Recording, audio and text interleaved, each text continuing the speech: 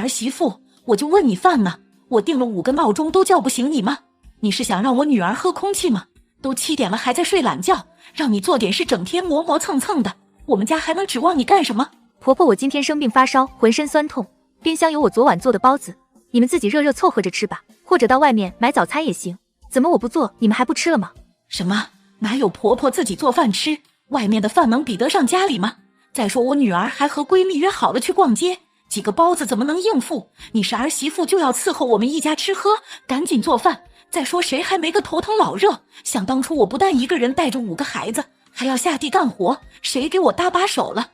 你快点下楼，再晚我女儿就来不及吃了。是啊，嫂子，我就喜欢喝你早上做的瘦肉粥。我妈的意思是，你在家做比外面买的早餐要好上100倍。她这可是在夸你呢。小姑子，你不是也会做饭吗？上次大姑姐来我们家，你还亲自给她烧了几个菜，也不比我烧的差呀。婆婆，你能不能自己先煮点啊？小姑子今天不是也休息在家吗？你也可以让小姑子给你搭把手。嫂子，你居然敢使唤我去做饭做菜，有你这么做儿媳妇的吗？我看你现在还不清楚自己在这个家的地位吗？我妈她老人家叫你做什么你就要做什么，哪来的这么多借口？儿媳妇，既然你已经嫁给我们家，这个家的家务就是由你来承担了。你看我们这街坊邻居的，哪家不是这样？你小姑子是我的小女儿，从小我一直都是把她当成小公主一样。你现在在家做家庭主妇，你就要照顾到每个家庭成员的需求，对这个家言听计从才对，否则你全职的意义又在哪里？婆婆，你不要太过分了，我全职在家，还不是因为公公生病卧床不起，你身体又不好，再说这也是你儿子求我的，我才勉强答应。要不是看在公公之前把我当亲女儿看待，给了我们家很多帮助的份上，我怎么可能选择做家庭主妇，亲力亲为帮着一起来分担？你们给我记住了，我不是你们家的免费保姆，你们没有资格安排我做这做那。嫂子，难不成你嫁给我哥还想当公主吗？你可要搞清楚了，我哥是娶老婆，不是娶祖宗。做饭洗衣做家务，这些不应该都是你的分内事吗？既然你已经嫁过来了，孝敬公婆就是应该的。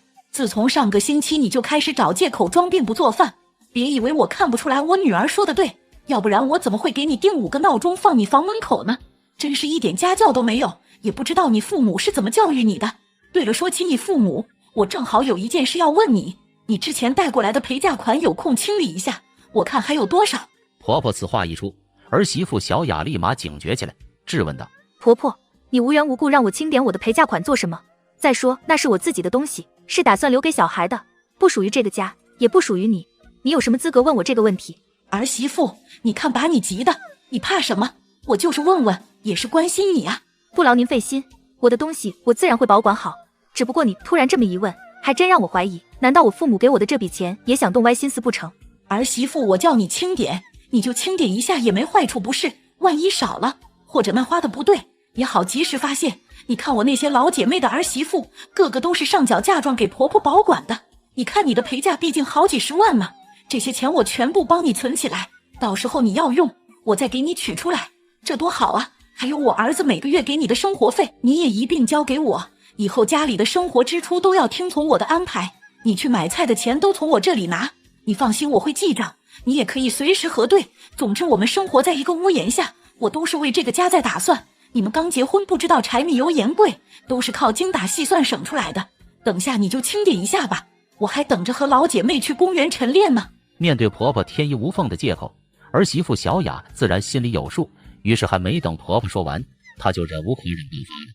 婆婆，你真搞笑，我看你真以为自己是皇太后了，我凭什么要听你安排？你不觉得自己已经越界了吗？那些钱是我爸妈给我的，还轮不到你们为我做主。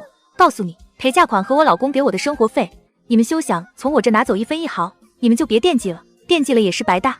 婆婆见儿媳妇态度如此强硬，也不甘示弱，扯着嗓门嚷嚷道：儿媳妇，你别太嚣张了，自从娶了你，对俺家有啥帮助？难道就娶个姑奶奶回来了？刚进门那会我看你还挺顺眼的，没想到现在你动不动就跟我顶嘴。你不看看我们这个地方，谁家女儿出嫁娘家不是赔个车赔个房的，或者直接赔个几十万的？你倒好就赔了10几万，都要自个儿留着，还在家做起了姑奶奶。不管怎么样，你这个陪嫁钱今天必须要交到我手里，否则有你好看。对呀，嫂子，你看我嫁出去所有的东西不也是交给我婆婆保管吗？他们那一代人懂得精打细算，会过日子，我们跟着他们总不会吃亏吧？小姑子，你也好意思说？就你那2万出点头的陪嫁，恐怕给你婆婆塞牙缝都不够吧。再说你把什么都交给你婆婆保管，到头来你又得到了什么？他们不还是把你当成免费保姆看待吗？真不知道你哪来的底气这么嘚瑟。妈，你看看嫂子，分明就是故意想揭我伤疤，你可要为女儿做主啊。儿媳妇，你明知你小姑子婆婆尖酸刻薄，我女儿在婆家过得也不幸福，你还净挑她痛处刺，有你这么当嫂子的吗？怎么了？你也知道心疼起自己女儿了，她也知道疼了。我长这么大还真没见过脸比城墙厚的人，你们倒是让我开了眼界。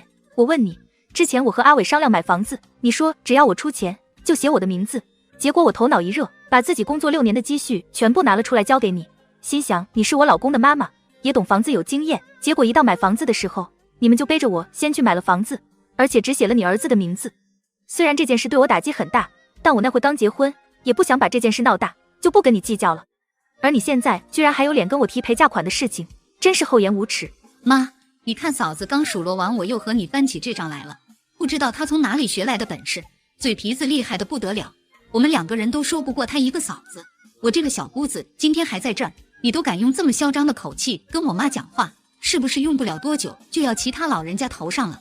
小姑子，你还嫌家里不够乱吗？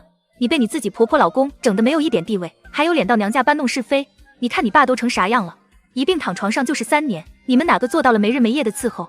如今你3天2头跑到娘家，可是有这功夫，你怎么不在你爸病床前多孝敬他老人家？儿媳妇，我看你就是吃了雄心豹子胆了，还知道威胁我女儿了。怎么你是我儿媳妇，我作为你的婆婆教训一下自己的儿媳妇，难道不应该吗？我不想再看到你，你现在立马给我收拾东西，滚回你娘家去。不用你们母女赶我出去，我自己会回去。不过你们到时可别求着我回去，你以为我稀罕在你们家住吗？不过走之前我可要警告你们，我走了，我房间的任何物品都要保持原样。如果让我发现你们乱翻偷拿我东西，可别怪我翻脸不认人。该追究的我自然会追究，该报警的我也自然会报警，手下绝不会留情，到时你们可别后悔。说完，小雅愤怒地摔门而去，留下婆婆和小姑子愣在原地。此刻他们母女被儿媳妇这架势直接给整懵了。这时屋外响起了一阵急促的敲门声，接下来还会发生什么？我们下集接着看。